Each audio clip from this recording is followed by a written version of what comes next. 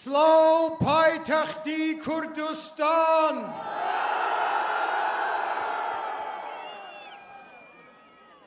سڵاو شاری قەڵا و منارە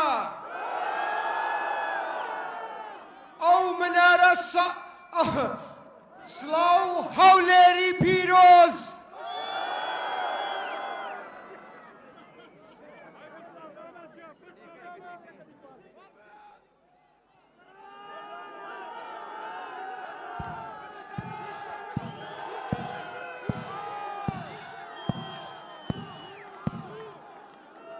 پێشەوەی دەست پێ بکەم زەڕوورە غەڵەتێک ڕاست کەمەوە هەڤاڵانی هەولێر قەڵای هەولێر سەوزە سوور نییە و قەت سوور نابێت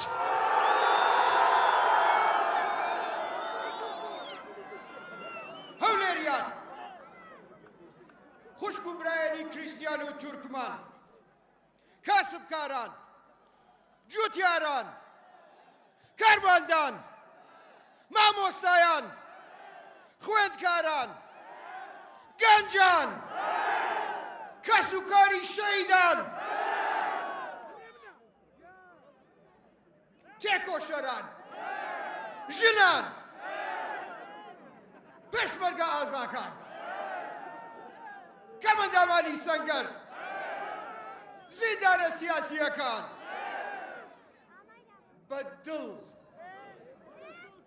بەدڵ و بەڕۆح سڵاو لە هەر هەمووتان ئێمە دەنگی تۆین لە بەغداد دەنگی تۆین سەنگی تۆین هێزی تۆین لە بەغداد ئێمەین یەکێتی نیشتیمانی کوردستانە کە ئەچێ بۆ بەغا ڕێکەوتنێکی دائیمی ئەکات لەگەڵ حکوومەتی بەغداد تا ئەم قەلەقیە و ئەم ئازارەی کە لە ناو دڵتانە هەیە نەمێنێ بودجەی کوردستان وەکو ئەو سالەیەکەینەوە 2004 بۆ 2013 ئەوسا چۆن بوو ئەمڕۆ ئەبێ وابێ ئەگەر باشتر نەبێ ئێمە ئەچین لە بەغداد پرۆژەی گەورە گەورەیەنین بۆ کوردستان بەڵام یەکێتیانە لە زاخۆوە تا هەڵەبجە هەموو کوردستان بە یەک چاو سەیرەکەین ئێمە نەوت و غاز و دیزڵ بە سعرێکی مەعقولە بێت بۆ کوردستان تا هەواکەی ئێوە پاک بێتەوە تا بتوانن هەناسە بکێشن ئەو هەموو پاڵاوگە نایاساییانە با بڵێن علوجانە کە خۆتان دەزانن ساحیبەکانی کێن ئەبێ ڕزگارتان کەین لەو دووکەڵە بۆگانە بازرگان دوکانداران هەموو ئەوانەی بازاڕی هەولێر پەیامێکمان هەیە هی تایبەت بۆ ئێوە ئێوە خوێنی ئابووری کوردستانن خوێنی ئابووری هەولێرن ئەو ژن و پیاوانەی کە بەیانی زوو دوکانەکانیان ئەکەنەوە شەو درەنگ دایەخەن ئەمانن کە زیاترین عەزیەتیان بینیوە عەزیەتیان بینیوە لەبەر ئەم وەزعە ناتەندروستەی کە هەیە لە بینی حکوومەتی هەرێم و بەغداد ئابووری کوردستان عەزیەت دراوە گیرفانی ئێوە عەزیەت دراوە دڵی ئێوە بزنسی ئێوە عەزیەت دراوە کەچی لە عەینی کاتە خەڵکی تر هەیە لە عەینی شاری هەولێر ئەژی نەوەکو مەلیک وەکو فرعون بەس نییە ئەوە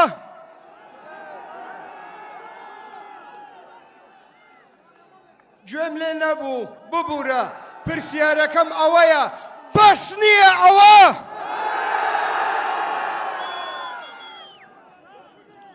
ئەزانم دەنگ بە ئێمە ئەدەن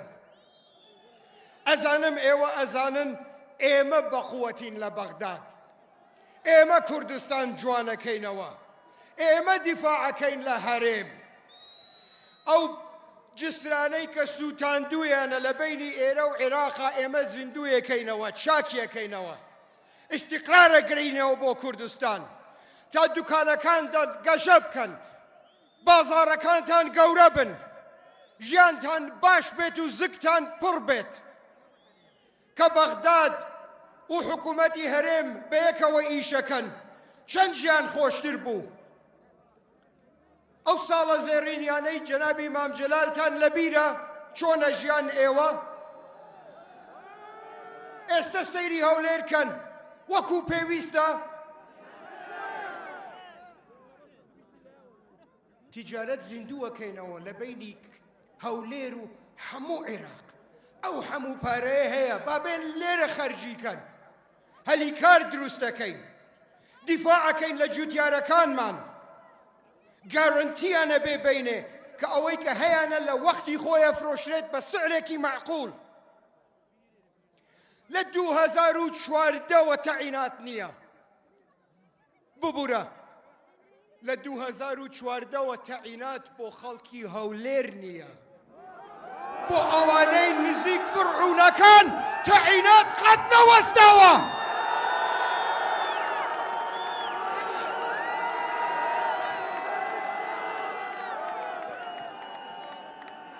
سپاس کاک حەگاری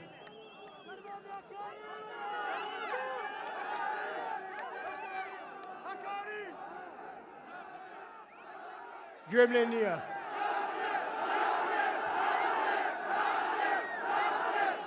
سەرسەرم و سەر چاو ئەو عیلاقاتە زیندووەکەینەوە هی ئەو ساڵانەی کە کوردستان گەشەی کرد ئەو عیلاقەی کە مام جەلال جەنابی کاکۆسرەت و تێکۆشەرەکانی یەکێتی نیشتیمانی کوردستان دروستیان کرد کریستیانەکانی سنووری هەولێر شلامەڵۆخ خوشک و برایانی کریستیان بەڵێ بەڵێ ئیمڕۆ ڕەنگە تۆزێک تۆند قسە بکەم بەڵێ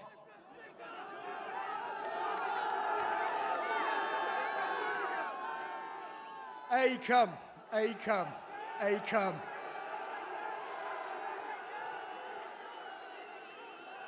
خوشک و برایە کریستیانەکانمان ئێوە بەشێکی ئەساسین لە کوردستان بەشێکن لە ڕۆحی کوردستان لە دڵی کوردستان ئێمە مەحامی ئێوە ئەبین ئێمە دیفاع لە ئێوە ئەکەین ئێمە هاوپەیمانی ئێوە ئەبین لەگەڵتانە وەستین شان بەشان دیفاعتان لێ ئەکەین دیفاعەکەین لە خۆتان لە دینتان لە زمانتان و لە عەرزتان ئەو عەرزە پیرۆزانە کە دزراوە لێتان و خۆتان باش دەزانن کێ دزی خۆتان باش دەزانن کێ بەوە دەوڵەمەند بوو خۆتان باش دەزانن کێ بە ئەوە ورگی پڕ بوو شەش غەبغەبەی هەبوو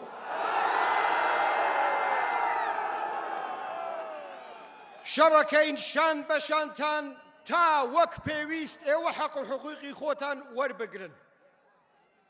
بۆ هەموو سەنتیمەترێکی عەرز کە لە ئێوە دزراوە ئەمە هەر نە لە بەغداد وعد بێ ئەیکەینە کێشەیەکی نیو دەوڵەتی و لە ئەمریکاوە دەست پێەکەین خوشک و برایانی تورکمان تورکمانە عەزیزەکان ئێوە ڕەسەنن ئێوە خەڵکی هەولێرن ئێوە خەڵکی کوردستانن سەدان ساڵە ئێوە لێرە ئەژین ڕۆحمان وەکو یەکە پرسیارێکتان لێ یەکەم کوا حەق و حقوقتان کوا حەقی خۆتان لە سیاسەتە حقی خۆتان لە کەڵتورە لە زمانە کوان نوێنەرە ڕاستیەکانتان بۆ نابێ تورکمان نوێنەرایەتی خۆی بکە بۆ نابێ من ئەلێرە وەعدتانە دەمێ ئەبێت ئێمە دیفاعەکەین لە سیاسەتتان لە کولتورتان لە زمانتان بەخوای گەورە چۆن دیفاعەکەین لە کورد لە حەق حقوقی کورد دیفاعەکەین لە ئێوە و لە حەق حقوقی ئێوەش دیفاعێکی ڕاستەقینە بە سیاسەت بە قسە پێویست بکە بە هێز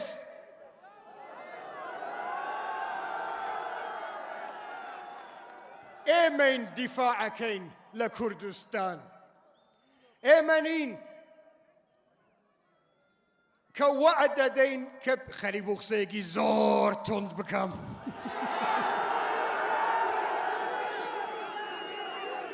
گرتم نانا ئەوەیان ناوترێ ئەوەیان وەڵا حوشترێکی تیا بوو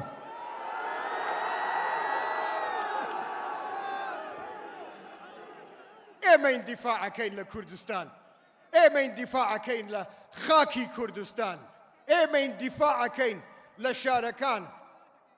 لە سلەیمانی با ئێمە دیفاع بکەین لە هەولێر بزانە کەسە وێرێ هەموو هەفتەیەک درۆنێک لە سلەیمانی بدات قسە زلەکانیان ئێمە واکەین و ئێمە واکەین نەکبەت تۆ جارێ دیفاع لە خۆتان بکەن هەموو ڕۆژێک درۆنێکە کێشین بەسەرتانە ئەوسا وەرە فشە بۆ من بکە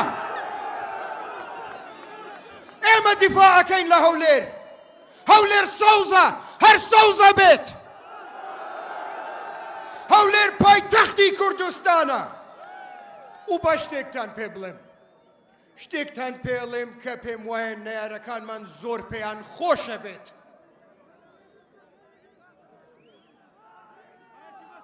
بە گۆڕی هەموو شەهیدانی یەکێتی و هەموو کوردستان بە گۆڕی ئاکام بە لا ئیلاهە ئیلا الله قەت هەولێر بەجێ نایەڵین ئەوە دوو ئینتیخاباتە نزیکترین کەسی خۆم بۆ لای ئێوە ئەنێرم کاک دەرباز و کاک قوبات هەروە ئەبێت بەڵام ئەخبارێکی ترم هەیە بۆتان من بەنیازم بەلای کەمەوە هەفتەیی جارێک خۆم لە هەولێر بم خەڵکی سۆران بەڕێزەکان سەر بەرزەکانی سۆران ئازاری ئێوە ئەزانم چ وەزنێک لەسەر شانتانە چ زەختێکتان لێ ئەکرێ چ غەدرێکتان لێ ئەکرێ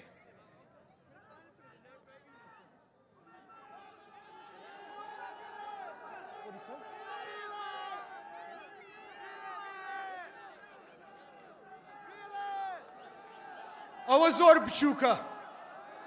وەز بێنە ئەو کێشەیە هیچ نییە ئێمە شتی زۆر گەورەتر عیلاجەکەین ئەمڕۆ باڵنسەکە ڕێکە خەینەوە لە سۆران کا قوبات بۆی باس کرد و مشکلەکانتان چییە وەختێکتان لەسەرە هەمومان باشە زانین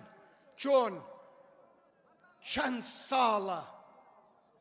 دیفاعتان کردووە لە یەکێتی نیشتیمانی کوردستان و لەگەڵ یەکێتی نیشتیمانی کوردستان وەستاون هەم لەبەر ئەو وەفایە و لەبەر کەڵتوری یەکێتی نیشتیمانی کوردستان وعد بێت تا ڕۆژی قیامەت لەگەڵتانە وەستین ئەوەی کە پێمانەکرێت بۆ مەنتیقەی جەنابتان بۆتانەکەین هەوڵە دەین بۆ هەلی کار دڵسۆز ئەکانمان تێکۆشەرەکانمان ئەیان خەینە سەر سەرمان و سەر چاومان بەقەرەوە مهم ئیتر غەدر لە کەس قبول ناکەین هەموو کەسێکی ئەو مەنتیقەیە بە یەک چاو سەیرەکەین وەکو حزبی تر نین ئێمە کە شەڕەکەین بۆ کورد شەڕەکەین بۆ هەموو کوردێک شەڕەکەین بۆ هەموو هاوڵاتیەک شەڕ ناکەین بۆ گیرفانەکانی خۆمان بۆ کابینەمان نییە بۆ حکوومەتی تازە نییە لەبەر ئێوە قەت ناچینە ناو سیستمێک کە جیاوازی بکاتە ناو خەڵکەکانمان قەت ناچینە ناو سیستمێک کە حکوومەتی هاوڵاتی نەبێت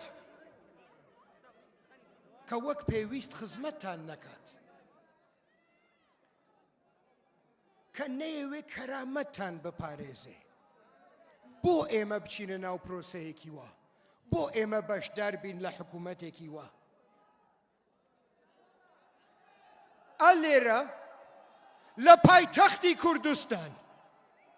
پرسیارێک ئەەکەم وعد بێ بە قسەی ئێوە ئەەکەم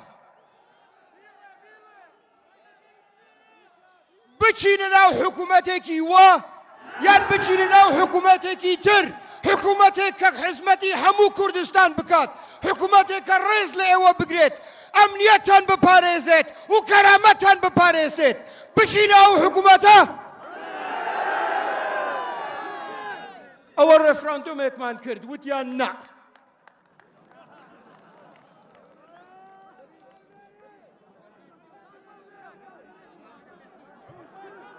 ئێمە سەر ئازادی بەخوا ئەوە تا ئازادی ئێستا خەریک بوو باسی بکەم ئەجنەبیەکان کە یێن بۆ هەولێر ئەوانەی کە لێرە ناژین و لێرە دەوام ناکەن زۆر دڵیان خۆشە بە هەولێر برادران ئەو بینا بەرزانە ئەبینن ئەڵێن هەولێر زۆر پێشکەوتووە وایە بیناکانمان بەرزە جادەکانمان پانە هیچ معنای نییە و قیمەتی نییە ئەگەر خەڵکی هەولێر ئازاد نەبن جادەی پانتان بۆ چییە ئەگەر بخنکێنرێن هەموو ڕۆژێک قەسرێکتان بۆ چییە ئەگەر کەس نەتوانێت قسە بکات لە ترسی ئەوەی زمانی ئەبڕێت هۆڵێکی گەورەمان بۆ چییە ئەگەر ئاکتیڤیستێکی بەسیط نەتوانێت بە دزێک بڵێت دز بە وسکوتی قسە مەکەن هاوار بکەن پشتان ڕێک بێت سەرتان بەرز بێت داوای حەق و حقوقی خۆتان بکەن چونکەن ئێوە یەکێتین چونکەن ئێوە کوردن ئێوە لە کەس ناترسن خەڵک لە ئێوە ئەترسێت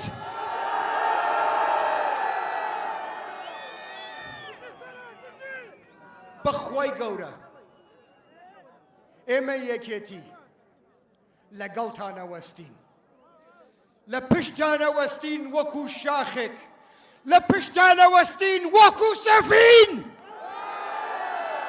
ئەیا نەوێ بتان ترسێنن زەختان لێ بکەن تەهدیدتان بکەن خیانەتتان لێ بکەن پێیان ناکرێت قەت ناتوانن ڕۆحتان کۆنتڕۆڵکەن قەت ناتوانن دڵتان کۆنتڕۆڵکەن ڕۆژێک یێت حەزەکەم پێتان بڵێم ڕۆژێک یێت ئەو ئاگرە سەوزەی لە ناو دڵی ئێوە ئەسووتێت هەموو غەدرەکانیان و قەسرەکانیان ئەسووتێنێ ئەو ڕۆژەش هاتووە یانزەیە خەڵکی هەولێر هەموو خەڵکی هەولێر لەو ڕۆژی دەنگدانە وەکو تۆفانێکی سەوز ئەزانم دڵنیام هەموو سندوقەکان سەوزەکەنەوە بە لا ئیلەهە ئیلا الله وەعتانە دەینێ لەگەڵتانە وەستین شەڕەکەین بۆ خەڵکی هەموو کوردستان شەڕەکەین بۆ ڕێکەوتنێکی دائیمی و واقعی لەگەڵ بەغداد شەڕەکەین بۆ مەعاشەکانتان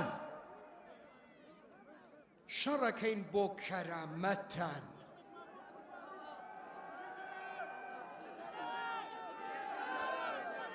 کارەبا و بەنزین زۆر گرانە ئەمڕۆ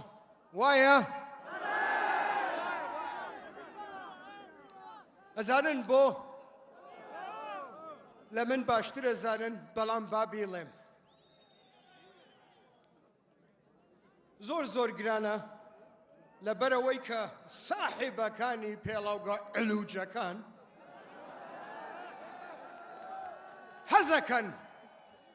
حەزەکەن وابێ بۆ چونکە لەو کاتە گیرفانیان پڕە بێ ورگیان زلترە بێ بەشکەم 6 غەبغەبەکە ببێ بە 8 غەبغەبە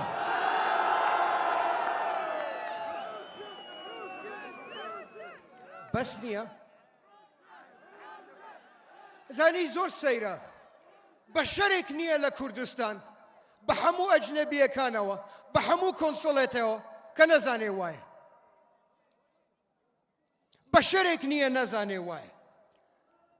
بۆیە قووەت بن بە ئێمە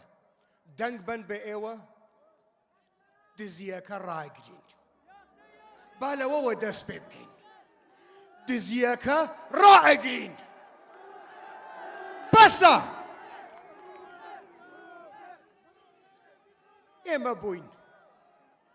توانیمان دیفاع بکەین لە کوردستان لە بەغدادەوە ئێمە بووین قانونی ئینتیخاباتمان گۆڕی تا ئێستا هەڵبژاردنەکانمان تۆزێک لە هەڵبژارد نەچن یەکێتی نیشتیمانی کوردستان بوو کە وای کرد خوێن نەڕێژرێت لە بەغداد یەکێتی نیشتیمانی کوردستان بوو کە دوای ئەم هەموو ساڵە هەڵەبجەی کرد بە محافزە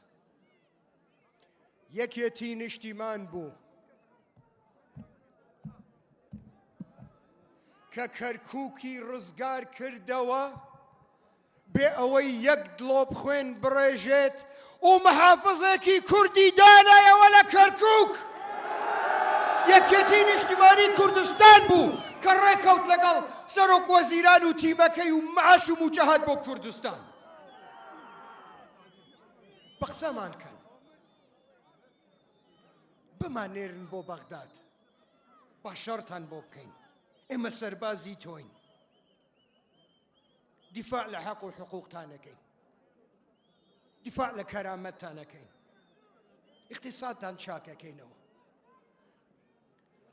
هەر بە ئێمە ئەکرێت برادران هەر یەکێتی نیشتیمانی کوردستانە کە قووەتی کاکۆسرەتی هەیە کە سیاسەت و دیپلۆماسی مام جەلالی هەیە کە هێزی تۆیە لە بەغداد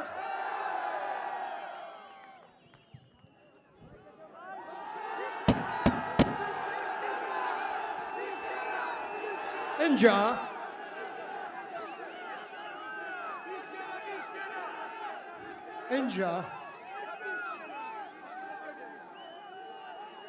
ئێرەی بە جددی وەرگن ئەزانم دڵتان خۆشە ئەزانم خوێنتان سەوزە ئەزانم گەشببینن کافی نییە ئەوەی ئەی ناسن کورد بێت تورک بێت تورکمان بێت عەرەب بێت کێ هەیە لەم وڵاتەکە بۆی هەیە دەنگ بدات بڕۆن قسەی لەگەڵکەن پێی بڵێن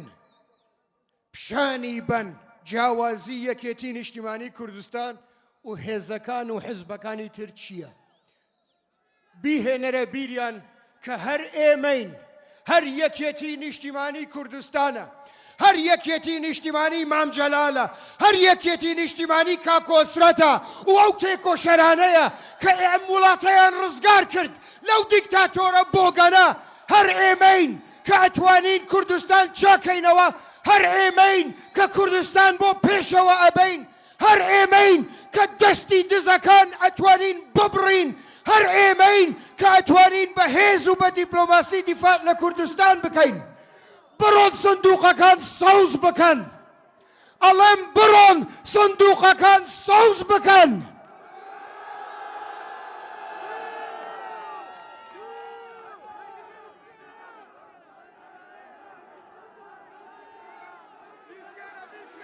مایکل ئەخر قسەیەکم ماوە ئێوە سندوقەکان سەوز بکەن ئەوەی تر لۆ منی لێگەڕێن ئەمن دەزانم کوچاکی دەکەمەوە